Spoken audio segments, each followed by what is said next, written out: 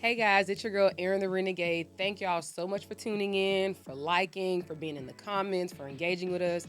You have no idea how much we appreciate it. It really means the world to us. We are a independent production, and you guys, y'all out there, y'all the fans, y'all really make things happen. So we really appreciate it, and we don't ever want y'all to forget it. But I want y'all to notice today we got some fire, some real fire. One of the biggest Black media curators here in the country, in the world, because y'all know he broke some international stories too. But I want y'all to put it together. I need you to clap, because I'm going to clap too. I want y'all to give a round of applause for the Jason Lee. I'm gonna clap for myself. Exactly. Exactly. Somebody the other day told me, I posted a clip. I forgot what the clip was, but it was me saying something, and I kept playing it over and over because I was just trying to catch every nuance of how I said what I said because it was super shady. And they said, "Oh, you really love yourself," and I said, "We supposed to love ourselves." Since when did that become a bad thing? Absolutely. You know what my dad always said to me? Hey, if you don't love yourself, who gonna love you? Right. Well, when you got money, you can find a lot of people who will love you, even when you don't love You're yourself. right. You know, I can't even compete. That's that fake love, though. Yeah. That's that fake love. Fuck all that. See? We don't use Really? profanity here because No, we can. We just I gotta was wait on a couple Breakfast minutes. Club where they had all these lists of things I couldn't say. They put it right in front of me before we went on there. I was like, well, violating all that one and that one. Now you can cuss. It's just we're just trying to do better in our. I understand because YouTube, they don't play around with all them curse words. Trust me, Exactly. I clean mine up too. Mm-hmm. So let's talk about some things that you got going on. Well, I'm excited. I'm out here meeting with everybody about the Jason Lee Show. It's a new show that I created in partnership with Revolt. So Diddy, DeTavi over there, we did a deal to bring, what we do at Hollywood Unlocked to life. I had been on a podcast called Hollywood Unlocked Uncensored for the past 7 years. Started feeling just like it had come to an end. And like every relationship, once you start feeling that, you can either go through therapy or you can end it. I decided to end it. And then I got in my creative bag and we opened up a studio, Hollywood Unlocked Studios. And then, I created this new show. That's Love dope. it. It's in LA.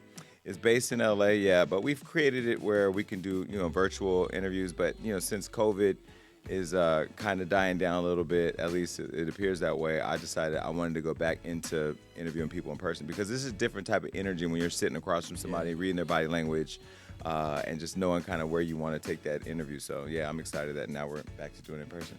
Absolutely. Definitely true. So we're gonna go ahead and get into it.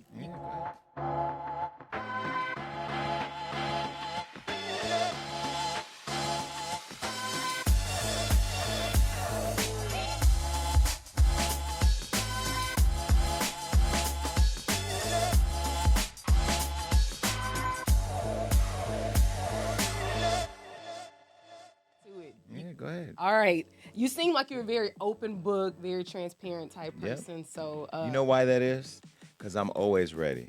I'm always ready to love on somebody, and I'm always ready to destroy somebody. Because I never know where they're going to go. That's why I say don't send me a script. Don't send me this or that. Ain't nothing off limits because you're going to choose your fate. You ain't going to never get me. I'm always ready for anything. And if you stay prepared, you stay ready, you ain't got to get ready.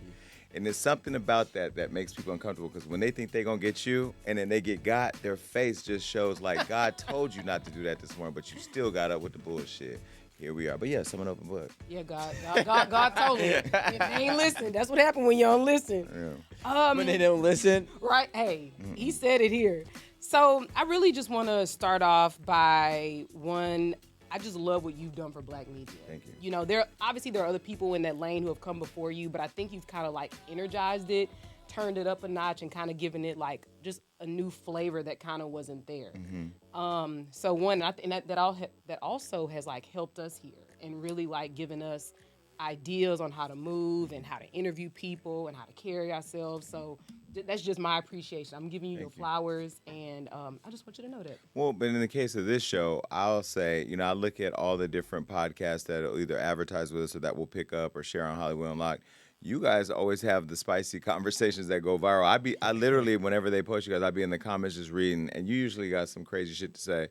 I go in the comments, I read all the comments, but like what people have to understand when it comes to podcasting or blogging or journalism or whatever, if you're having the same conversation everybody's already heard 10 times by the time they got to yours, you're not going to be a memorable conversation. Agreed. You have to have, but if you overcompensate when you're trying to be controversial, people can also feel that too. So in a world where real is rare. If you just show up as your true authentic self, the vulnerability and kind of that transparency resonates with people who are looking for that. And then in terms of advocating for Black media, it's been interesting because when I was coming up and building my platform, I never do red carpets. Have never done a red carpet. It's not because I'm not talented or because I don't want to see the people that come out. I could never handle rejection that way. Like if I was on a red carpet and a celebrity or something didn't stop for me, I would probably cuss them out right there in front of everybody, and I'd make a crazy moment that would end up online. So I don't, but I would send my staff out, and so many celebrities would be either celebrities that look like us didn't stop for the journalists, or they'd come back and say, "Did you hear what happened to Baller Alert? Did you hear what happened to this person? This happened to this person?" And then I started really examining how Black media was being treated. And then I just said, well, I have a platform and I'm not afraid of anybody, so I'm just gonna start addressing it. And I just started going on every platform and just naming people, naming organizations, publicists, publicity firms, brands, celebrities. And then we started another thing where we started taking cameras out on the red carpet and filming behind the camera. So we were actually filming the stuff happening in real time and then cutting up little sizzles of celebrities walking by or their white publicists doing whatever. So the fact that you highlighted that is important to me because I'm not in this fight alone. I want everybody to win that looks like me, and it's been interesting because now I'm fighting with Black people in the space because now that I am rising, it's like why he rising? Well, because I'm the Maya Angelou of this shit. Anyway, still I rise, right? I'm rising right now. Exactly. Of course. Yeah, I check the DMs. Like, if the DM count gets above 50, I'm like, why we ain't clear the DMs? I want to be responsive to people because I was a small Black business that DM people who was left on unread or read or nobody responded, and I felt that my comment was valuable. Now, we do go through the comments, and some of them are not, like kill yourself or delete your brand or whatever. I ain't doing none of that. But, when we see people are trying to do real business or share an information or whatever, like we try to get back to everybody quickly. That's what Lola Brooke told me yesterday, that we posted something on Instagram. Well, she goes, thank you for posting me on Hollywood Unlocked. And then from there, it kind of took off. I'm like, yeah, you're welcome. I didn't do it. My team did it. And that's why we've coined ourselves as the pulse of pop culture. I have really good people who try to pay attention to who's moving the conversation. So. Yeah. Oh, we really appreciate it. We got to get into the juice now. Okay. So, This is the best part. I'm gonna go ahead and let you introduce it because you and I have talked about this, and you actually have a lot to say about this topic. Well, all right. So today's topic is loving while you're in survival mode, right? So in totality, so like everything that might fall on the surface. So things that the relationship might look differently versus if you're loving while you're just and what would we call the non-survival mode?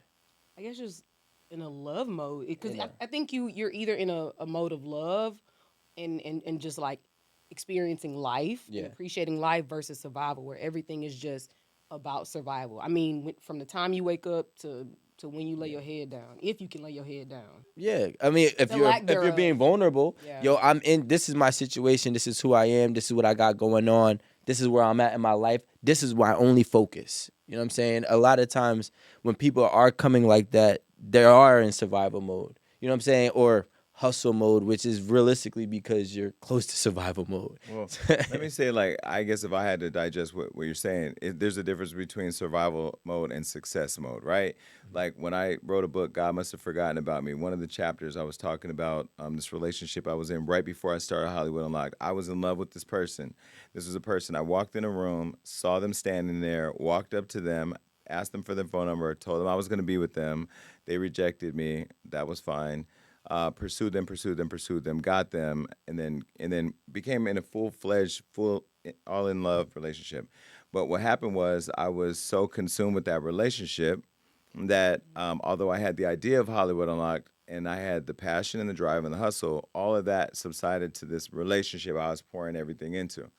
So after about 2 years of having this weird duality of passion to start a business that I believed in, truly believed in, and wanted to do my whole life, but this relationship that felt good for the first time that I'd had in a long time, that I really had been waiting for a long time, I got to a point where writing my book, I met Floyd Mayweather, and he really just told me like, yo, well, he laid out a $40 million check, and he said, you can get this, you can earn this yourself because you have all the potential, but it takes hard work and dedication. You have to be consumed with this. You have to be obsessed with what you want to do, and you truly have to put everything into it. And then I went home and I started thinking like, am I in love with somebody who's giving me reciprocity? Does this person love me the same amount of I love him?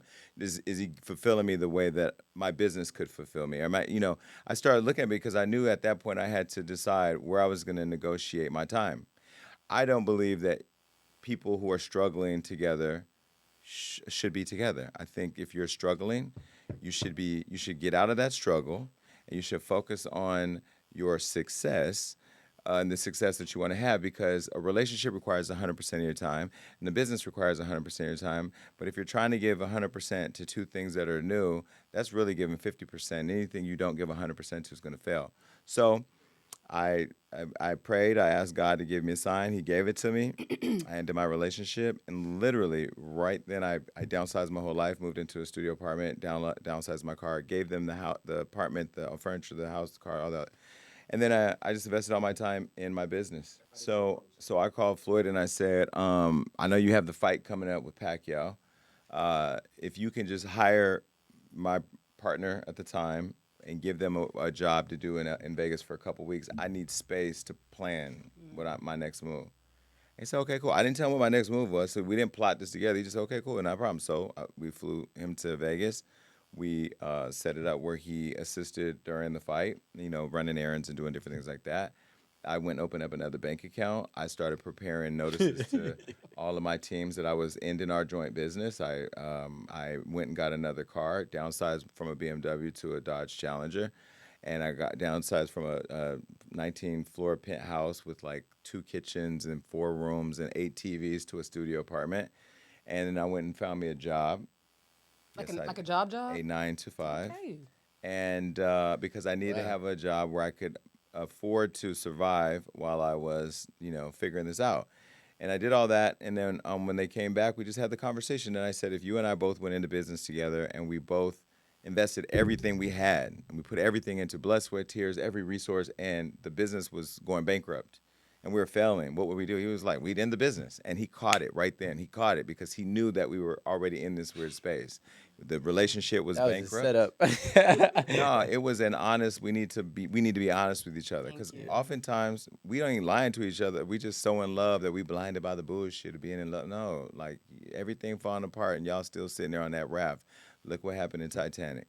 We ain't finna do that over here. But the minute I ended the relationship and I launched Hollywood Unlocked and called Mona and got on Love and Hip Hop, I mean, literally, that's it. I mean, it was the one decision that I not made, I'd still be over there in love with somebody who didn't love me the way that my business gives me love now. Were you in survival mode before y'all started dating? We were in survival mode. I don't even think it was that. It was worse than that. He had 2 roommates and was sleeping on a couch. I was sleeping on my friend's couch because I had moved back from New York and didn't want responsibilities, but I was making money. I was making money hustling here and there, and all we wanted to do was party. Survival mode was like an understatement. So then you guys managed to get a penthouse together? No, no, no. So I'm trying I to was figure the out. hustler. Yeah, gotcha. So you had the penthouse. I was Yeah, the hustler. yeah. There was no reciprocity in that Gotcha. hustle. Early on, what we did do at first, there was no hustling together. I was the strategic person because I always knew how to get money. I just spent it more than I made it, and I was always like, I could make 30,000 today and be by 2 days from now be broke. Yeah. Because I would go out, we buy bottles, we buy this, that, whatever. So it was more of like a hustle. There was no consistent thread between anything I was doing. So I started to make money for us to be stable, and then started training them how to become more stable. And then all of my job was really building them up on how to get to half of where I was. So it was a constant like distraction from like the real focus of what could have built stability. Because even in the midst of our hustle, we were never stable. It was always a constant hustle. Well, it depends on what your like value in the 50-50%. I mean, there was more emotional support than there was financial support. But in my world of where I live in now, this is the conversation I constantly have with people. And, oh, well, maybe we should get in a relationship when me and you are on the same page. You're not going to be there for a while. You're not. You're not. Like, and that's not even a flex. it's just not. We're not going to financially, if we're measuring it that way, we're not going to be on the same page for a while. So your financial status may not necessarily bother me, but it bothers you because you think that by me being very stable and financially great, and you not being that somehow there's going to be this loss of independence on your behalf, and that doesn't necessarily mean that. Can I ask you something? Yeah. It's like a Do flip you side. feel that like even that what 2 year, 2.5 year span with that person that you actually needed that love and emotional support and all those intangible type supports to get you to the point where you know what now I'm kind of whole. I feel good right now. I can move on. I can really make my business happen because a lot of times we're broken in other places. And so the place where we really trying to go, we need something to fill in right there so that we can catapult to the next level. Do you think that that relationship was necessary for you to be there, break up, and then start hustling and like really make your brand and who you We were are? always hustling, but the thing about it is we were hustling doing everything other than like, okay, if you're making money and you're making money doing stuff that you don't really like or it's not your passion, you're just making a lot of money. If you're doing things for the money, then you're not doing what's going to last forever because money comes and goes. But if you're investing in your passion and things that you really truly believe in that make you happy and make you feel like you're living in purpose, those things, if once you plant the seed and you water the seed and you keep doing it, it's going to grow. It's just a matter of timing. No, I don't think that that relationship gave me any more confidence than I ever had. I was 320 pounds at the time, and I've lost all the weight, and I haven't lost or gained one more level of confidence. I've always been a confident person. But that relationship, I think what it taught me was, sometimes we got to step out our comfort zone and get uncomfortable in order to really reap the benefits that life has waiting for you. I was very comfortable in that relationship because I had somebody at home every day. I had somebody that I can lean on or trust or talk to when I had a hard time, and I had somebody who gave me good encouragement and a good word. I now replace that with a therapist. And, again, I'm not saying that that person had no value because there was a lot of value. I still love that person and just saw them not too long ago. And they're in a happy relationship now, and I'm happy for them. And even with the success now, I have no interest whatsoever to go back there. And we've had that conversation. But I think that every chapter in your life is important. And in my life at that time, I needed that partnership. But what I got from it the most was, finding that courage to leave and put my ideals and my dreams in front of my personal, you know, feelings of love or lust or whatever that was, and just like love myself, love what I want to do, and invest a whole bunch of time in that. And now I'm reaping all the benefits from that.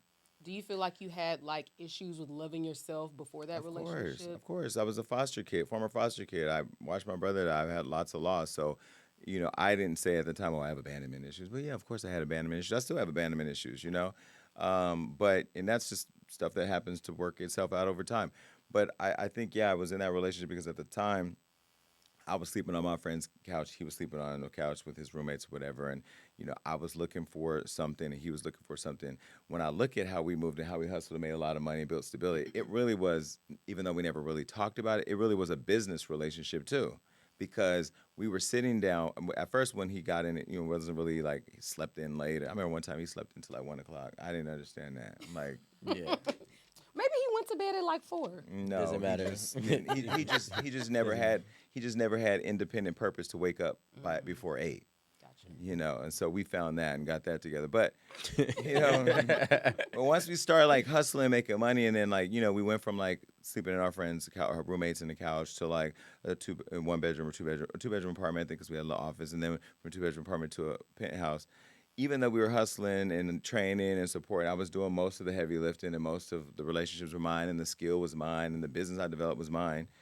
He helped in it, and so then it became ours. But then ultimately, when it got there, I was still carrying the weight of everything, and it still wasn't doing what I wanted to do. So the money felt good, but then ultimately, like the lack of real, I think, I, I don't think he was in love with me the way that I was, and I think it started to become about the money and stability, and that to me it was like I can get that by myself. I can get this stability by myself. I think And that's I've proven that. no, I get it 100%.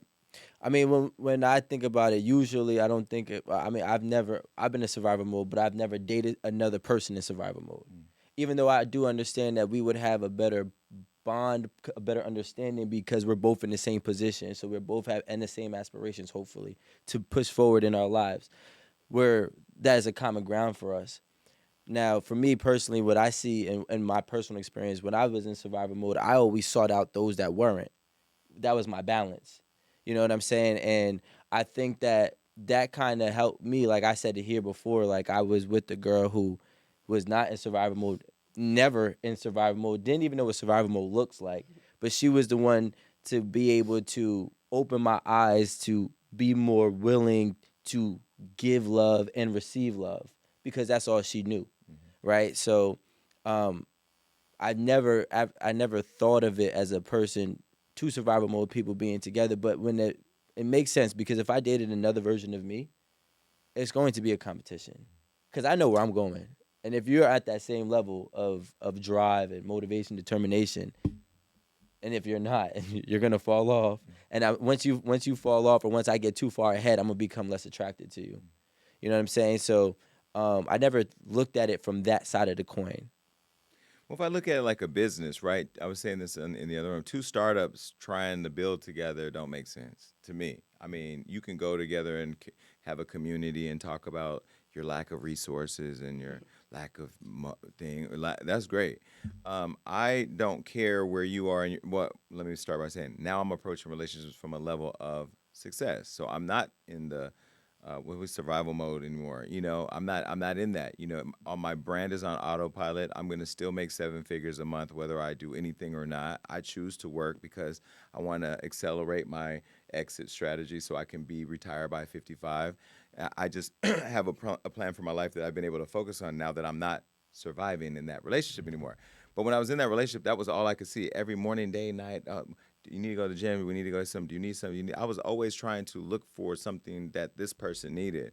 And that wasn't the 100% of the focus I needed to put into what I wanted. And some people have different levels of what success feels like, right? Do you make 200,000 a month? I mean, a year, 500,000 a year, or do you make 10 million a year? I can tell you the difference between making 100,000 a year, making 10 million in a year. You can do a lot more for a lot more people and for yourself, and start to really plant the seeds to like grow your exit the way you want. I mean, I don't know. Love is a tricky thing, just like politics or anything else. Everybody has their viewpoints, and I always say people like don't ever do what I say worked for me because it may not work for you. But my challenge now is I'll meet somebody who may be in survival mode, and they'll think like I want something very specific from them only in order for a relationship with them to make sense because they can't compensate with money. It doesn't, I don't use my money or use my relationships or who I am or what I do as like you The just do leverage, it, do yeah. do whatever I need or give me whatever I want. Like I don't have that expectation. But at the same time, like I'm definitely sensitive to where somebody in survival mode is looking to survive off of me Yeah. because they need, they're a homeless sexual that needs a place to live and Not the homeless sexual. That's um, crazy. no, we've heard that before. I think somebody said homosexual on here one time. homeless. Thank you. Thank Rent. you. I mean, I have so many friends who are like compromising their happiness or compromising the moves they could be making because of the rent. And I understand that's a real thing. But I also understand downsizing your life and figuring out how to survive on your own while you're planting those seeds so you can get out of that, right? Like I have a friend right now, I'm not gonna say his name, but I love him to death. And he has a dream that he's pursuing, but he's also in a relationship that he does not believe will be forever. It's a waste of time. And I look at how he's compromising his time with his dream and with this relationship, and I'm glad that he's in love with her. But that relationship ain't gonna go nowhere. And in 4 years, just think about this. He spends 4 years with this person. In 4 years, you end it to then focus. That's 4 years. That's 365 times four that you gave up every day of investing fully in the thing that would last forever, which is your dream, for something that you know deep down inside is temporary. Because it's that one decision of ending the relationship that's gonna hurt. Because now you gotta figure out how to pay the rent, or you gotta figure it out. Do you think he's unwilling to like kind of step out and downsize and do it is necessary in I just order to don't think like? he doesn't want to hurt her feelings. But guess what? Oh, That's There's a okay. crazy. lot of hurt feelings in the pursuit of happiness. I have a quick question. So you mentioned like you realized that that relationship became transactional, um, even though it was still a partnership. You realized, the road that it was going down. Do you feel that now you want something um, where you don't have to carry all the weight. You're not the one putting more of that particular brand of effort into it. No, Do you I want someone who mean, can meet you on no, that I level? think that relationships are transactional. I mean, I think they're transactional. I think that there is a level of you do have to treat them like a business where you meet regularly. Where I mean, we scheduled regular meetings to talk about stuff in the relationship, how we move our money, what we're doing here. That we did all that, and I still feel like that's important. I do feel like relationships are transactional, but it doesn't always have to come down to money. We don't. I mean, money is a real thing, like how we paying the bills, or whatever. But if you come into my life, the bills are already paid for. My bills are paid for, so I don't need you to pay for my bills, and I don't want to date anybody that needs me for me to pay their bills. But I do feel like relationships. Every relationship is transactional. My relationship with the network I'm on right now is transactional. You get a product, I get a payment. So transactional doesn't mean, we fucking and you get some money. That's a different type of transactional. Although that's transactional too, but I'm not looking for that. But yeah, I feel like relationships are transactional. What am I looking for now? That's why I'm in therapy. I don't know what I'm looking for now. I don't know if I believe in one-in-one relationships at this level of my life because You mean like monogamy? yeah, I don't know. Okay. I mean, not monogamy. I don't know if I believe that. I've seen Floyd have multiple women, and he said to me, hey, because I asked him on my show, I said, how you have all these women? Like 10, 12 girls. He says, I believe you can have as many relationships as you can afford. Thank you. And he's honest with all the relationships. They all know what it is, and everybody is cool with it if they're around it. So, I don't know that that's what I want to do, but like how many men are stepping out on their women, with other women or men because they're afraid to have honest conversations. I mean, just be honest. If you want a stripper, don't go and get you a church girl and then Thank fuck strippers you. on the side. Like, go marry a stripper. But I think that men have, and maybe some women too, have an idea of what their relationship should look like when really they go and feed their inner desires with other things that their souls or penises and vaginas tell them they should get. But whatever. Hey, be with who you want. I don't know what I want. That's why I'm in therapy. You grew up in kind of a trying situation, like with your mom and your dad's side of the family and stuff. And you've mentioned having gone through trauma with your mom and kind of working through that. And I want to know, what can you offer? Like, I mean, really, this is really just for our audience, like words of wisdom to our audience. Like, how do you, as a man, get past the trauma with your mama? Because your relationship with your mom affects so many aspects, as far as trust, as far as how you deal with a partner, as far as even maybe how you even deal with a sister you may have, because that's like your first love. So, and I know you said you're in therapy, and obviously you're an advocate for it, but what do you think that men dealing with those types of issues, like, what can they do? Like, even if they're not at the point of therapy yet, what do you offer them? I mean, the first thing you have to do is you have to acknowledge them, right? And they're real. And then you have to validate that it's okay to feel that way. I mean, my therapist, the first thing he said to me was, he said, man, I talked to Charlemagne and I talked to Tiffany and I talked to this person, and everybody has great things to say about you. And they love you and this and that. And I seen, what you do online and how you get attacked. How do you resonate with all of that? And why do so many people, different types of people, gravitate towards you and say all these good things about you, but then over here, this is how you identify this perception of you?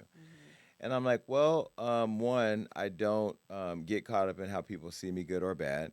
I don't invest in what people think of me, good or bad. I left the Breakfast Club today and they said, don't read the comments. I read all the comments and I don't care if they're good or bad. That's me. I But I be in don't. them But I don't. comments. I don't read the I don't comments. care if they're good or bad because, I mean, what are you gonna say? What are you gonna say online that's gonna actually change the course of my day? I'm not going to invest in none of that. I don't invest in anybody's perception or anything about me.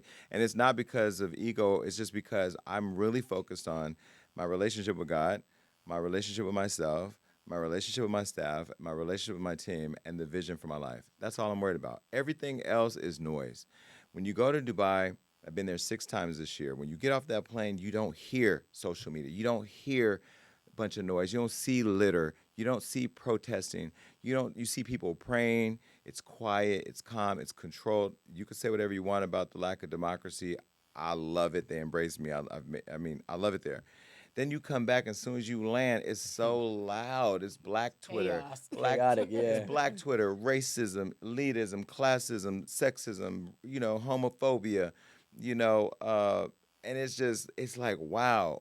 I don't know how to digest all that, but what I will say is that to people that have mental health issues, my mother had a bunch of stuff going on. I was raised just thinking my mom was crazy, but I didn't realize she was bipolar and manic and had a bunch of other stuff going on, health issues or whatever. And so the way she behaved was out of her control. And I didn't understand that because we're all conditioned to be in control. Well, mental health is real and some people are out of their own control. So I learned compassion, and when she died, I let all of what I felt about her and all of what I experienced with her and all of what she did to me die with her. And I said this the other day, and I don't mean this in a rude way. I can't say that I miss her because I don't miss her, but I also am not happy that she's dead. I think I enjoyed the time I had with her. I'm glad that she's at peace. I don't wake up one day and say, I wish that I did this different, or I wish we had this relationship, or I wish that she was alive. I look at it like, what did I learn from that? I learned have compassion for people who are challenged with mental health disabilities. I learned forgiveness is power for me and not them, right? It helps me to deal with my feelings. It helps me to control how I feel. And me letting her die with peace, knowing that I forgave her for all the very mean things that she did and all of the times that she hurt me, it gave me power over that relationship. So I look at it as an experience that God gave me, and I don't look at my other friends and go, well, why is their parents treating them differently and loving them differently than mine? Because that is time that would take away from what I'm doing that's building the life that I live right now. One of my assistants the other day, yesterday, we were at dinner, and his mother called him, and she was guilting him about different things because now he's moving around the world and he's living in a nice house and he's making money and he's independent. He doesn't need her for anything. And as he was explaining to her whatever he decided to explain to her, I explained to him that he didn't owe her an explanation because when she chose a man over her son, that's a thing that he needs to be able to reconcile with. And now that he can choose him over everybody else, that's what he needs to do. And so what I do with the people around me is teach them that you don't need to be an emotionless tree, but you absolutely cannot let people emotionally abuse you or emotionally control you or manipulate you into their plans. And I expect everybody around me to be strong-minded because I want them all to flourish at some point and be bosses of their own, you know? Yeah. That's beautiful. Take care of your mental health. Absolutely. You know, it's funny you say that because at one point, I think I've talked about it on the show before, at one point in my life, me and my mama just didn't get along. And at one point, I told her, I was like, look, when you call, sometimes I just look at the phone and let it ring. You know, that's not what I wanted, but I knew that I don't have the emotional capacity to deal with it. So I put it to the side, take you for who you are, and understand that you are who you are, whatever it is. And I think that's what kind of helped me later on actually have a relationship with her. Because I knew in that moment, this wasn't there to deal with her. No, but what you told her was I set boundaries. You know, I was in control of the rules of engagement. I just didn't engage with you. But see, we're conditioned as black people. That's your mama. Yep. That's your daddy. I don't care I who don't that care is. who it is, Ain't man. nobody getting permission to abuse me. My dad's wife just died a couple weeks ago, and I ain't called him, and I didn't go to the funeral because I don't owe them that. Because when my mother died, he asked me what her name was, last name. Wow. You know, he very disrespectful. So I look at it again like I don't wake up every day and feel like I owe anybody but God and myself anything. Everything else is just par for the course. But I owe myself and God everything. And I stay locked into God every day, all day, and I stay locked into myself. I check in, like just right now as you were talking, in my mind I was thinking, analyzing how tired am I? Do I want to cancel the rest of my day? Do I want to go home and just drink water and sleep? I have the right to go home and drink water and sleep. I don't have to go to this event or do this interview or do this or that because I need to constantly check in with my mental health and how I feel. That takes precedent over everything. Literally, as we're talking, that's what I was just thinking about the rest of my day. Like, should I clean that out, but clear that out? But Wait, so you wasn't listening to me? no, no, no. That's really what he's saying. He said, I really wasn't listening to you. Let me tell you, when you throw the type of shade I do, you got to be able to hear what you saying. I got to be able to see what He's he's saying. doing. I got to see what she. Why she over there? She was just right there. You got to pay attention to multiple things. You got to be able to. That mind is multi-layered. But no, I was. I'm constantly. Even when I'm in anything, whether it's a story breaking, going viral, or a deal that I'm doing, or somebody explains something to me that I don't want to hear. I'm analyzing how I feel because you have to be able to check in with yourself, or you will go crazy. Oh yeah, no. Okay, so let's talk about there's different Jasons, right? 10-year-old Jason in the foster home, was not understanding why moms wasn't getting off drugs, why moms, and that's where the animosity started with, I'm doing the best that I can. I'm doing the best that I can. So I never really understood as a 10-year-old, what does that mean? Because naturally, your mother should want to take you home. Your mother, you should be with your mother. Or what your father, you should be with your father. So you start to develop that animosity. Then the leaving continuously creates the abandonment. So then when you get in, then you start to seek relationships where you're being rejected. Then you get into situations where the rejection triggers old thoughts or old things, right? Funny you asked that question because the person I was just talking to the other day, I was in my studio preparing for an interview with Lala. And I knew Lala was coming up the elevator something like 5 minutes. So I had 5 minutes to get off how I felt. And this person, I had checked in with them because I was going to fly them out for my party and I wanted them to celebrate with us, but they hadn't returned their phone call. But I was so present in my mind of the experience I was experiencing with this person because I knew that they had issues with their past relationships and feeling like they would lose independence if they would date me because I had more than them and whatever. When I called them, I was met with all this stuff that they had gone through before. So I was able to hear that I was talking to somebody who was transferring previous relationship stuff. And I had never been rude to this person, but I did let off. It was a I had reaction. 5 minutes, and I let off everything I felt about. I let off everything I felt they needed to hear in a way that I would be talking about was on my podcast. This is something they had never experienced because they were telling me how they thought I was this and this and that. But after I said what I needed to say, what I realized was that I was confronting somebody who had to understand I wasn't going to go through that abandonment experience with them.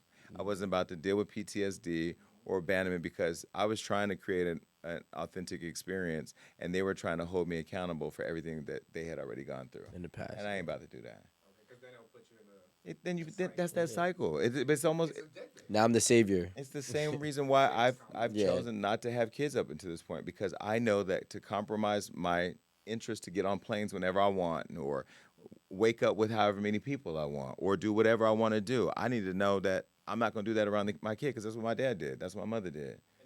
I'm having conversations about it now because now there's I have resources. I can have kids if I want kids. So yeah, I'm thinking about it. I am, but I also need to know like this morning I realized for the first time I don't want a morning show because I don't to want to get get up up. early. Right. I don't want to get because That's fair. the idea of having Wendy Williams every 10 a.m. Nah, I'm that maybe late night, but not morning. 'Cause I'm not a morning person. So it's just saying with a kid, like I literally got me two dogs last year to see how I feel about two dogs, and I love my dogs, and I love the love that they give, and I have the support to make sure that they're still alive right now. So now I'm like, okay, I can deal with some dogs. What you Maybe get? I got a French. Is it English bulldog? English or French bulldog? I got an English bulldog and a Labradoodle. The English bulldog. They kind of easy. They lazy. No, not For real? not this one. Nah. Oh Do wow. that too. And then I had a dog, and 6 months later, had a girl pregnant. You have a kid now? Yeah, she's about to be 2. Oh wow, okay. And how did it change your life? Oh yeah, and I'm just listening to everything you said, and I'm just like, it's definitely a sacrifice because I used to get on planes, and now I'm at home. But see, that's the Yeah, thing. now I'm at home See, being a like dad. I just so Cardi B is my first guest on my show, and we were talking about parenting because I met Cardi before she had culture. I met and before she had wave, and her ambitions were bigger than life. And to watch her not compromise her career for her desire to have a family and manage both and sacrifice a lot for both has been interesting to watch. And then now when you think about it, like my fear of raising a kid is one being a failure like my parents and two creating a person who comes into the world that has to coexist with the rest of the world and that gives the same stuff my parents gave me. I don't want them to be traumatized. I don't want them to lack love or stuff like that. And then the other thing is you have to think about your kid before you make a move because it ain't about you no more. And I have to make sure I'm not selfish because in many ways you have to be very selfish when you're building your career. And people will say, oh, don't be. Yeah, you can be Mother Teresa if you want to, but you have to be obsessed with what you're doing and selfish to the extent that all your time and energy is going into that. Because once you plant that seed and you start watering, you seeing it grow, then you know the more water you put on it, the more it's going to accelerate the growth. You don't want to keep going until it's where you want it to be, and that's I would think the same with a kid. But I just haven't been there in my life yet. I have a question, right? So, do you have, given everything, right, from your upbringing as a kid to now, and I don't know, but I'm assuming that a lot has been healed. Mhm. Do you have any triggers you think that still linger around? That's a good question. You know what's crazy? I just talked to Lala and them on my show about a trigger that I just had. I will say that I don't know that a lot has been healed because the way I am, I very much have suppressed a lot of things. Got it. I'm a person who's mastered compartmentalization, right? I compartmentalize my relationships. Like you might do business with me, but you may not come to my house. You may come to my house, but you may never do business with me. Yeah. You know, I may see you at the club, but that don't mean that we need to have a dinner party. You know, I put everybody in a box until I feel comfortable. Even new employees, when they come in, they know you can't really talk to me a lot right away. I got to fill you out. I got to watch how you move. I got to see if I can trust you. Until you warm up with me or until I'm really warmed up to you, I'm very guarded. So that's one. I'm very, very untrusting, especially with the business I do. Because when you come to my house, everybody signs an NDA. As soon as they come in, you're met. My assistant will hit you right. As soon as you get to the top of the stairs, you get an NDA, intimate or not. And sometimes it's hard to have a person that you want to be intimate with. Sign Say, it. hey, Yeah. hey, talk to Andrew's gonna I, talk to you really quick. I'll be I right back. Now you know I'm going to get water because Andrew about to slap your ass with an NDA. And the one guy, he was like, I'm offended. You treat me like I'm one of these hoes. I'm like, see how you acting right now? That's why I'm why. saying you That's sign exactly the NDA. You know reason. what I mean? And that's why we need That's the why you need to NDA. Sign sign an here. NDA. But the other thing is, like, a chef will sign an NDA because you're in my home. Right. When I get a call from Cardi B about something else, or Rihanna's here, or this or that, there's a lot going on in my house. It's not a We're not sitting around talking about the homies. I'm talking about my homies, but some of my homies are that stuff is on. You know, it can end up on the internet. I will never have one of my friends put a story of somebody up. You know, if you call me or Madonna calls me, you should both be able to feel like you have the same level of freedom and that your privacy is going to be protected. And I protect everybody's privacy. I don't tell people's secrets and all that kind of stuff, unless you know it's part of my job. You know, That's but part of it's my nothing job. that they tell me that if you tell me a secret, it's because you're telling me because you want it to go out a certain way, and I'm going to help you put it out. When I watched my brother get his brains blown out, that really fucked my life up. Like Whoa, it fucked me wait. up in many ways, where it made me emotionless in many ways. I can lose a relationship, and to this day, and this is probably not healthy, but I can end a relationship, and if I'm following you on Instagram, once I unfollow you, after a while, I'll just forget about you. Like literally, I will forget about anything. You won't even be top of mind. I can have a close relationship with you, but once it comes to an end, I get closure, and then I can be out in public, and we don't even have to have a moment, and I'm okay with that. And the other day at the BMF premiere, I was sitting behind a few people, and had popcorn. I went to put my popcorn down. When I looked up, the guy on the screen got shot in the head, and I mean, it literally like it hit me in a personal way because it took me back to a moment. And it's been a while since I've had a moment where it's reminded me of that incident, but it triggered me. But I was able to cope with it in the real time. But it was a trigger where the memory and the flashback happened. It was kind of weird. And I told all of that on the show. So yeah, I mean, I think I've compartmentalized a lot and I've suppressed a lot, but I'm also at the same time working on a lot because I have a lot of stuff that I'm working on. So yeah. So do you feel like that compartmentalization is your coping mechanism, and, Well, and it keeps you safe? Well, for years, liquor was. Liquor was because, yeah, when my brother died, I would get drunk all night. Well, I would work all day, then go out and drunk, party all night. It was just partying. It wasn't getting drunk. Partying all night, and then come home and crash. Then you wake up, you work all day, then you go out and you party all night. And sometimes we still do that, but I know how to now go, okay, we did too much. We need to take a break, or we need to slow down, or maybe we'll go out and drink and not get too drunk. And then there are times where we do rage and have a good time and party, and it's just partying. But again, that's why you go through the process of working on yourself because I'm a work in progress. I haven't perfected anything. I think a lot of people, when you see them go online and say, I healed myself and this and that, then 4 years later they committed suicide. It's like, well, okay. It's a real thing. Yeah. Question for you. I think People are afraid to be honest because of judgment, though. Because the people watching are True. going to be in the comments saying, oh, you're this or you're that, when really, your daddy touched you. You ain't dealing with it. Yeah. Your husband out fucking a man right now. You ain't dealing with that. Your kids is out selling drugs, but you was a good mom. Shut the fuck up. Just because you buy a Christmas present and you know their birthdays don't make you a good mom. Everybody got their shit, and everybody sits online and judges everybody else. I don't go online. You'll never see me in somebody's comments. Oh, you this, you that, you that, because I'm so busy building my own life. I don't know, And even if your business is my business, it's literally for my business. It's not that I'm that invested. No, he called it suppression. Yeah. Well, he called it both actually. Well, there's two differences, Yeah. right? Compartmentalization for me is like if you think about like a box with different sections in it. Everything goes in its section, like spices. Everything has its own little thing, right? But suppressing is when you take something, you just push it down. You Yeah. just ignore it. I've done a lot of that too. A lot of people do that. It's normal. Just I don't want to deal with that. And it's not for me. It hasn't been because it's too painful. Like dealing with my mom's death. That it wasn't. I mean, it was, it was sad, but it wasn't painful. It was sad, because she didn't get to live out her life and fix the things that she was going through the way that she probably wanted to, or she didn't have the relationship with me that she says she wanted, but because of her mental health issues and the way she behaved, she could never have. So for me, I don't know that I suppressed my relationship with her. I just said, okay, this is what it is, and that's it. Whereas my brother's death, I suppressed for a long time, but then I decided to work through. You know what I mean? Were you close with him? Oh yeah, yeah, Very. very close. I was yeah, very close. But then that's also I think why I've had a lot of compassion for Kanye, because I look at Kanye as like the same way I would look at my mom that had her issues, or I look at somebody who offered me opportunity and who, in very personal ways, I felt like is a good person that does a lot of mean things, right? For whatever reason. And you look at them and you're like, you don't. I don't want to say feel sorry for them, but you just kind of want to be that support that you believe they need when a person just shows you time and time again that that's who they are and that's what they choose and that's the type of time they're on, and you just got to accept that that's what it is, and you have to decide whether you with it or not. Well, it's sort of like if you're not with the KKK, if you're not with racism, you're not going to go to a KKK rally. If you don't believe in racism or you don't believe in elitism, then if you vote for Trump, you found something in that world that you still believed in. I don't align myself with anything that does not align with my core values. And once whoever I'm aligned with decides to step outside of things that just doesn't go along with my core values, then I decide to move on.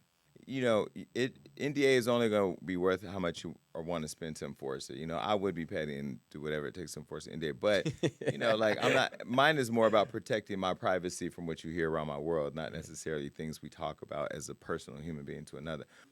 Well, I think like when you hang out with me, you learn fairly quickly that I'm not what you see online. Online, so I could be messy.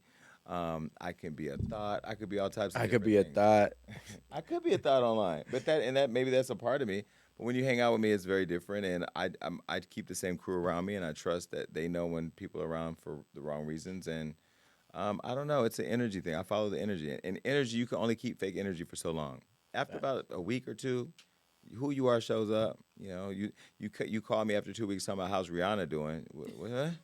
Not how you doing. None of my friends ask about my those friends. They don't.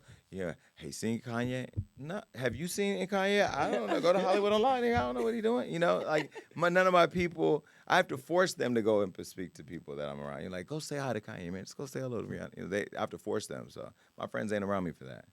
I have a question about, and this is really just a personal thing I want to know about. So you have like this code switching course, Yeah. and Wait. it resonated with me because growing up, your parents send you to these like the white schools and the go do all these types of programs and this, that, and the other, and you learn to code switch, and it's not even something that someone tells you to do. It's just you pick it up, and so I just wanted to like get your take on how you feel, and just how important do you think it is? So the course she's talking about, I launched MediaMillionaires.com, which is basically shows people whether you're in broadcast, podcast, blogging, business, how to develop a business, a successful, multimedia company or whatever. Well, code switching is important. I'm black. I'm gay. I'm from California, but I travel the world. You go to. They say when you're in Rome, do as the Romans do. When you go to Dubai, you do as the Emiratis do. You know what I mean? You do as they do. So I've learned how to code switch. I can go and talk to the president of Boost Mobile or the president of the United States or WAC 100, and the goal is to get a successful outcome for whatever that conversation is with. If I want to meet with the president's team about money from the DNC or DCCC, that's a conversation about how I can get resources to invest in my business. If I want to talk to WAC about interviewing Blueface or Krishan, or getting the game to show up for something, that's how to help build my business. If I'm talking to the president of Boost Mobile, it's about how can we put resources into creating content that hit his demographic. So it's always about, like, depending on who I'm talking to, the conversation may be different because me and Wack are going to have one conversation that's different than the conversation with the president of the United States. But ultimately, the goal for me in every conversation is how to move the needle on what I'm pursuing. I don't like to have conversations that don't build what I'm building or don't advance what I'm building. When I'm with my friends traveling, that's the balance I need to have a breather from the hustle. But when they go with me on trips, like my friends are with me now, I'm in interviews all day. They're out shopping or whatever at the hotel. I come back for lunch. We check in. We have a good time. We go out and have hookah at night. I get up in the morning, go back to doing what I need to do. They come along with me, hopefully get inspired by it, go back to their hustles and do what they need to do. So, so technically, yeah, every situation you're in, you're forced to code switch. What I don't do is sell out. I don't sit in front of white people and act like I'm not proud to be black. I don't walk in a room with black people and defend my blackness. I don't feel like I need to explain what I believe in to make a person feel comfortable. In fact, I don't go in any room and say what they want to hear to feel comfortable. I go in and tell them what I want for what's best for me and our relationship, and I do it and deliver it in a way that they can consume, but I don't do it at the detriment of who I am as a person. Because code switching and selling out, two different things. And there's a lot of niggas out here running around like house niggas, thinking that somehow, they're the cool kids in the room because they got on all this fucking, drip. Drip. And no shade. I got Givenchy on head to toe. But if that drip don't come with a drop of equity, you ain't really doing shit but selling white man shit to niggas for a coin, and you're selling the culture. So there's a difference between moving culture and selling out for the culture. I ain't doing that. They know what I'm doing. Everybody know what I'm doing. That's why I get so much hate too, because the other thing is I'm not in the ecosystem of how the world operates. Like, when Rihanna sent me them baby photos, it fucked mainstream media up. They like, she gave them to him, and what we did was we put the watermark all across them beautiful photos, and they were mad because you can't take the watermark off. So so you had to put Hollywood Unlocked on Yahoo, People, everywhere these folks that don't look like me own. And we sat there in Dubai smoking hookah, just laughing, reading all the stories and stuff. But ultimately, code switching is critical to be able to navigate through this business or relationships. But you ain't got to sell out. Every show I go to is different energy. So right now I can just lay out for you what it is. But some shows I go to, I'm like, I'm about to fuck them up in the numbers. Like, I'm literally about to fuck them all up. I see that Jennifer Hudson got renewed for season 2. Don't know why. Well, we know why. Wait, why? I've only seen the commercials. Because them white folks love to hear her sing. I love to hear her sing too, but I want to hear her talk. Talk shows are for talking. Yep. I don't want to singing shows. We got Kelly Clarkson. We barely watched that. But anyway, whatever. My show, the Jason Lee Show, we're just going to be real honest, transparent, have good conversations. The conversation with me and Cardi is like watching two friends on FaceTime. The games are messy and fun. We have one game called DMs Unlocked where I take people's phones and go through their DMs on camera. Oh, hell no. We have one called T or Tweet. They have to spill the tea on something that I want to hear, or they have to tweet whatever I tell them. So, and I have a vivid imagination. Wow. Or there's one game called Name Drop. So whatever picture I put on the screen, you have to you say the first thing that comes to mind, and we know everybody's business, so the pictures be crazy. But we have a good time. It's fun. But it's honest and transparent, and we did the deal with Revolt, and so we're happy that a black-owned company like Hollywood Unlocked could partner with a black-owned media company like Revolt, and it's out here. We out here. So we have Cardi B, Remy Ma, and Hitman Holla on one episode or two different episodes, and then we have Blueface Krishan, Lala, and Clyde and Lunel, which is hilarious. Clyde Jordan. Wait, quick question. So you brought up Blueface and Krishan. Yeah. Are they in a survival mode, love? I mean, honestly, I just see what I see, like on social media, but like you probably know them much better than, All I'm going to say to that one. Are they in survival mode, love? When people promote, people promote interviews and go, yeah, you just got to watch it. I wouldn't even say you just got to watch it. You should just get you like a bottle of whatever that is and sit down with a notepad and just take notes, because to digest that was a lot. Like I've sat through a lot of interviews. I've interviewed a goat, a goat. I interviewed Lil Mama, a picture of her. I've interviewed a picture of Lil Mama taped to a chair. I had Boom Gang pull a gun out on me. I've had a lot of interesting interviews, but I have to say this right here topped every single one of those. Wow. Yeah. But is it struggle love? I'm trying to figure it out. Like, it looks so I bad. asked many times what it was. I think it seems like a business partnership, Mm. and it's working for them. Everybody said they were crazy. Now they're crazy in love on the Zeus network. It just looks so detrimental to, like, her. Peace is priceless. I can't wake up. If you throw up in my car, I'm sorry. The Yeah, first for time, real. you got to go. It might be an accident. Childish. No.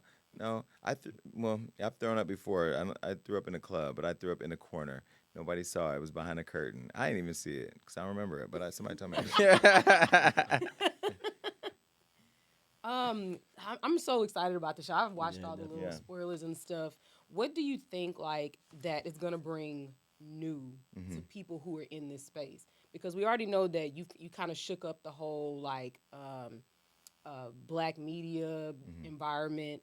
Like, what is your show Yeah. doing to, like, just kind of shake things up?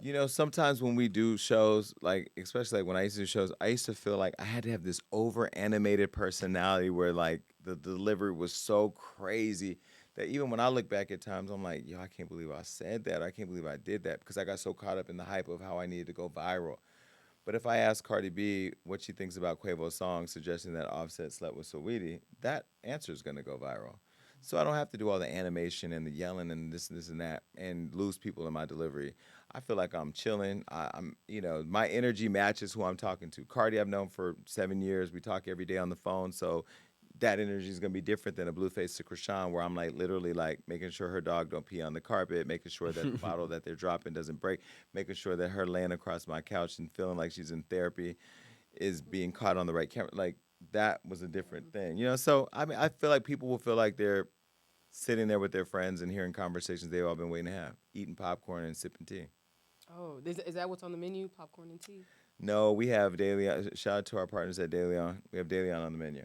Nice. Yeah, but then we have a chef that comes in and cooks for them. Like we did a whole Dominican catering for Cardi. We sip. What did we sip? What was that?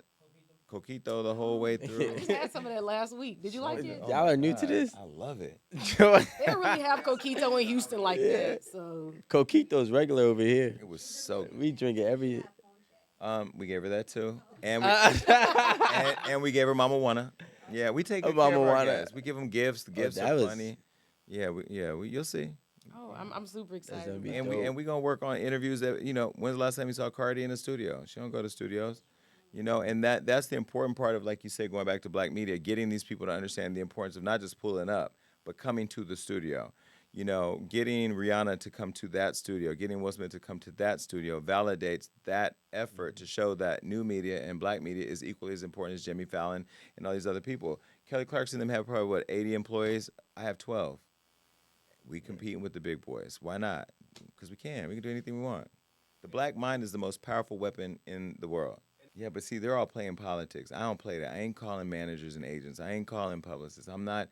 I'm pulling up to the party, and just like I did the other day to Kelly Rowland and said, "Hey, Kelly, stop letting these white boys like Pete Rosenberg play in your face and put you behind Beyonce's shadow. You're a queen. You're iconic. Pull up. Let me honor you the way that you should be." And she like, "What? Yeah." So Kelly, you heard me. You heard it here, Kelly. Cause it's Kelly Rowland. I agree. Yeah. International Come on now. superstar. Yes. Yeah, absolutely. That's the part they forget. She was international on her own. International. What would the numbers of the BET Awards look like if every black superstar went there? Out of control. But they won't because they're seeking white validation. Until the white people say they can get it, then they run back over to niggas who are waiting to say, yeah, you don't give us enough. Build your own tables. I have my own award show now. My award show, we had Mariah Carey there. We had Floyd. We had Tiffany Haddish hosted. This year's going to be ridiculous. I have the pictures of who we're honoring on the wall. When people walk in, they're like, what's that? Don't even worry about it. Just watch, June 24th. So again, but there's another thing too. Black celebrities need to know that, like, you need to stop thinking that the only way you can go viral is to get on E! News. When you can pull up on, if any celebrity in the world who's a megastar pulled up on this podcast, they'll go viral. If any mega celebrity in this world comes to Hollywood Unlocked or goes to the Jason Lee Show, you're gonna go viral. Why? Because it's the content that people are looking for. Distribution is just everybody's waiting to pick it up. But you go into the one outlet that has all these shiny bells and whistles and thinking that that's how you're gonna go viral. No, it's the content. Cardi's gonna go viral. Watch. My party the other night that Remy Ma hosted, we had 479 million impressions in 48 hours. Why? Because we create a lit ass party where a woman in a coffin was running around handing out bottles in Chick-fil-A on a Sunday. How you do that? I don't know. And Chick-fil-A on a Sunday. Right. That's impressive. That's impressive. With a dancing Chick-fil-A cow. I mean, he was twerking and everything, but we was out there with Remy and But again, there's this weird thing in the industry where black people are seeking white validation and black people are afraid to just validate their own efforts and dreams. Do you think that just as the culture is like growing more and more every day, and people like you are making their marks in the world, do you feel like we're still gonna be seeking, let's say 2, 3, 4, 5 years from now, still seeking it the same way? Yeah, of Yeah, course. until the Byron Allens and the Oprah Winfreys and the people who've made it understand that their obligation is to reach back and pull people up and help to bring in resources. Yeah, yesterday there was this big announcement from Procter and Gamble, and the CEO of a major media company sent the announcement to me and asked me to share. You know what my response was? I don't have no relationship with Procter and Gamble. Procter and Gamble cut that check. I'll share. I'll go share from the but Procter and Gamble, they have the resources, and I know that they have the commitment to invest in black media. But we just don't have the relationship. No shade to them. Once we have the relationship, we'll be happy to share. But we're not one of those forward an email and tell your audience people, whether it's the White House or Procter and Gamble. We're just not that. No, if you go back to the culture in Africa, we were dancing. Yeah, that's what I'm saying. Like black people attribute our history from slavery. When I hear people in America talk about our history, they start with we were slaves. No, before that we was kings and queens who became enslaved, then who bought into the bullshit that we don't have the right to be here or own anything, and then just gave up to whatever they say. Nah, fight for what you believe in. Dancing, entertainment, culture, art, that's all of what we've always had. We just now need to get back to plugging into what we've always had and be what we can be. And be comfortable with it. Or be uncomfortable with it. It's not wrong with being uncomfortable. Just right now at my office, I ordered a fake Emmy from China on Alibaba. Does it look real, like the real thing? I guess not. Okay. I ordered a real looking Emmy, big Emmy from Alibaba, and I told my team put a mini skirt on it, and put some kind of head wrap on it, and put it on my shelf behind me. You're gonna see it on my show because that's my manifestation wall. I'm gonna replace it we named it Emma. It's Emma. It's Emmy's cousin, Emma. But whenever Emma does her job and Rihanna comes and we have these conversations, we're going to get. Last year, my podcast was considered for an Emmy nomination. I just didn't know until it was too late to go around and hustle the nominations. Thank you. But this year, we're going to get considered for a nomination and watch that tour. You're going to think that I'm running for a political office. I'm going to tour everywhere because I believe it's all possible. And then when we win Emmy, we're not going to do what white people do and kick black people out. We're going to put Emma next to Emmy. She just won't have a miniskirt. She just won't have a miniskirt. Yeah. You upgraded Emma. Well, we just got our wrap it up notice. Well, I have a question. Is it going to give us some of that like 90s like Source vibes? No, it's going to give you like Golden Globes. Gotcha. Like, yeah. Oh no, I have to send y'all a link. My show this year. What? What? You got to see when Mariah Carey came out and thanked Floyd for buying her the first Birkin bag she ever had. We was like, what tea was that? And then she said, let me sing your favorite song. What was the song? So who over there? What's the song? Hold on, let me think. She wanted One More Night. One More Night? Whatever. She wanted One More Night with Floyd, but that's what the song yeah. I loved it. So June 24th. Where's it gonna be? Where can we see? Beverly Hilton. Oh no, you guys are going. No, everybody else. Right now, we're in the process of we're talking to networks. So we're talking to 2 major networks right now about picking it up. But Procter and Gamble just did a big deal with the Griot for crazy money to do the Griot Awards. So we'll be calling Procter and Gamble too. And there we go. Mm-hmm. Makes sense. Is it on your wall? Because it's manifested now. No, because they didn't pay for that wall. So fair enough. You have no idea how much we appreciate it. Like, we love talking to you. Hopefully, whenever you're in New York, moving out here. I see you guys moving out here. You, like I said, that's why I said when I came out, I said, are there 8 people here? Because I remember like when y'all be in those conversations and they get heated, those are literally the debates people are having online. Those are the debates people are having in the comments. And I always watch like when people advertise with us or when we pick up their stuff if we don't know who they are. I look at the comment count, the engagement, the shareable stuff like that. And your guys was always the highest because people like what you're talking about. And I feel like again, in a world where real is rare, you got to have those vulnerable conversations, and the conversations have to be without thinking about, am I going to get canceled? Are they going to like this or not? Because you guess what? The more they like or don't like, the more as long as they're commenting and engaged, you're winning. Yes. And it used to be It like didn't even 30 have at a the table. stand. It didn't even have somebody. Wait. It was like Wait, this. wait, was Yeah. wait, was Alan. this when Rico was a Instagram thought modeling in underwear? Yeah. Yep. Because Rico told you he told you I know who he is, right? Oh boy, Rico used to be out there thought on Instagram. I said, Rico, if you don't, please stop. Just get off this now. But no, but you know All the what's crazy time, though? yeah. I remember him when he used to model. 2018. But I remember him when he used to model and do all that. But then when he opened his mouth is when people started paying attention to him.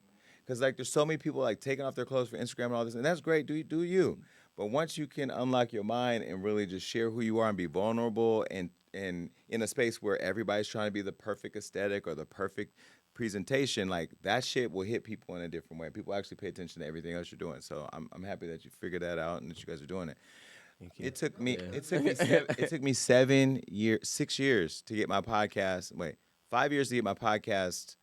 Even though it was doing great, it just until it got the syndication deal and the TV deal. Like, and it was like first 3 years, maybe 4 years, we were making no money. We were struggling, just figuring out different hustles and this and that. Because once I left that comfort of my relationship, I went to struggle mode, back into survival Survival mode. mode. Survival Failing mode. mode. It was like sinking mode. One day I'm like, damn, I'm getting smothered mode. Like it was Ramen bad, noodle It mode. was, Ramen noodle mode. Ramen no, noodle you think I'm mode. playing? My friend right around the corner will tell you. We had $100. He said, "What we gonna eat?" I said, "Top ramen, nigga. Go to CVS and get some top ramen." We ate top ramen and walked to the club to save gas money. But you do what you have to do until you make it. But it took a lot of hard work and a lot of is this really going to work? But I always believed in it. And you guys got something, and you're going to get everything you want. I actually have an idea I'm going to tell you about, too. We listen. Not right now, because if you tell your ideas to the public. no. Yeah. They're going to take it. They're going to take it. It's like raising a child. When they're an infant, you got to hold them, and they're precious. It's very delicate. Then they become two, and now they're problematic, and they're troublesome, and they're just annoying. But you can't get rid of them because it's something that you're obligated to, right? And then they grow up and become a teen, and oh my God, it's just like raising a child. It starts in its infancy stage, and if you keep feeding it, and you keep protecting it, and you keep nurturing it, it's gonna grow. And you guys have the passion, the talent, the conversations you got, all that, the format, and the people behind you that believe in you. It's just the process. One of the biggest mistakes I made I'm not even gonna call it a mistake. Let me back that up. One of the biggest challenges when I was started Hollywood Unlocked, I had this big vision. Everything I'm doing now, I'm gonna do all these things, and I would go out trying to raise money, right? And thank God nobody gave me money. But they would always say, "Isn't your best friend Floyd Mayweather?" Yeah, you want me to call him? Yeah. Well, why don't he give you all the money? He used to kill me because here's a billionaire who could give me all the money, but I didn't want his money because my relationship with him was about I wanted the game. I'm hanging around with the champ every day for months. I'm soaking up game, watching him make moves in the room, seeing him close deals, watching him not take endorsements because he don't want to feel obligated. Him the way he treated him, man. I wanted to learn how to boss up like that. So I never wanted a handout because if he ever gave me 10, 20, 30,000 or whatever that I really needed at the time, I never wanted him to think that I was only there waiting for that money. And I remember my friend who was in the hallway when I was down and I had no money. We were in Miami at the Mondrian, and I think I was like at the brokest I had ever been, and my rent was due. Floyd called me down to the valet, and he's sitting there in his big old Rolls Royce with the driver, and I get in the back, and when you shut a Rolls Royce, the door shut down and it's so quiet. You're like, what happened? What happened? What I do? booth. We got 14 strippers upstairs. What the strippers say I do? So he said to me, yeah, I heard my daughter got beat up at school a few months ago. I said, yeah. And he said, I heard you took it off the internet. I said, yeah. And he said, so you took it off the internet and you didn't call me and ask me for no money. I said, no. He said, well, I said, because you're like family to me. Like, why would I ask you for money? Your daughter called me crying about getting beat up at school. I called Angie at the shade room. We took it down, and we called here and there. We took it down. And he said, yo, I really love the fact that, like, you did that without an expectation of anything. He's saying there's very few times in my life where somebody's started as my friend and became my family, and we family now, and you don't ever have to worry about money. And I go, okay. And he threw. Okay. I'm sorry, I'm having a moment. You said my triggers. You just triggered the being broke. And I'm sitting there with no money. I think I got flip-flops on. Niggas ain't seen me in flip-flops since. But I'm sitting there, and my friend's upstairs in the room, and we were just talking about, like, man, nigga, we've been out here with this nigga for 3 weeks. We ain't got no money on. And he threw $20,000 in the backseat. And then when it landed, at first, I used to always, when he tried to give me money, I would always, no, Floyd, no. I took that money, and I said, today is the day. I said, Floyd, you know, I didn't do it for this, but nigga, you ain't getting it back. and I left, and I ran upstairs, and my friend was in the room. I go, nigga, and he go, what's going on? We getting kicked out? I'm like, no. And I hand him some money. He go, where you get that at? And I'm like, Floyd just gave it to me. And we thought we were so rich. And then I just spent $20,000 at Louis Vuitton the other day. But it's still not lost on me that, you know, when I needed that. But it also shows me, like, I want to get to a point to where I can retire and my friends can be good, or I can see their dreams and I can watch them become the best at what they're doing. And so it's one of those things where, like, yeah, first the shit painful, especially when it's painful and you believe in it so much, but everybody around you is telling you abandon your dream. Go do something real. If you're in a relationship with somebody telling you to go abandon your dream, get out that relationship. Stay focused on your dream. Facts. And there we go. Stay focused on your dream. I took an Adderall before this. I was sleeping in the car in that Wawa, and here I am. And he has a script for it. But when they told me y'all wanted me to come over, I was like, yeah, I got to pull up because I see y'all moving, and I see how you've invested in your dreams, and I see the numbers, and I see the comments, and people listen to what you guys are saying. So I just wish there was 8 people. Where the rest at? I'm coming back when everybody here. Yeah, definitely. Unless y'all fire them. It was COVID. I will provoke them. Oh, God. I'll be like, do you see how she looking at you every time you talk? That's crazy. I give you my word. This was me, like, calm. You know, I did the Breakfast Club this morning. I just wanted to talk. This is a great, warm environment. Next time y'all got the 8, I'm coming up here. I'm finna make all y'all fight. I'm like, that ain't what Rico told me. He told me he was full of shit, you know? They probably tell you I told them that too. Stirring the pot. Y'all, Jason, thank you so much for coming through. We appreciate it. Y'all, this interview was crazy. We love the support. Make sure y'all like, comment, subscribe, and thanks for joining us. And make sure you tap into the show. Yeah. Oh, yeah. The show, the 24th. 24th. The 17th, come out the 17th with Cardi B, and then every week after that on Revolt. And look, I don't want everybody to like and agree with everything I say. Just go in the comments and fight it out. You Thumb right. thug it. Thumb thug in the comments. Exactly. Thumb thug. Exactly. All right, y'all. Take care. We love y'all. Peace.